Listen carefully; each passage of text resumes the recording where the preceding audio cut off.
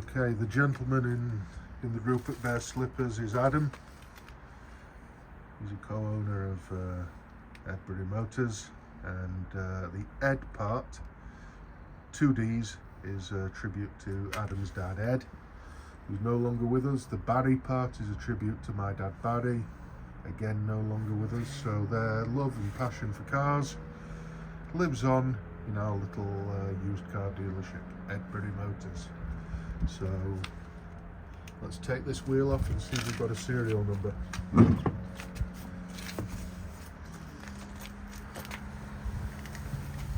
So I guess the video will end here because we'll go and get some brake cleaner and clean it off. A quick look inside gets us a better look of the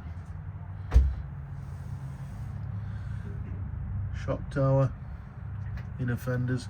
So this is all dry and has been dry. The car's been stored in a heated garage. The issue is the floor pan. But yeah, under there, pretty strong, pretty reasonable. No holes.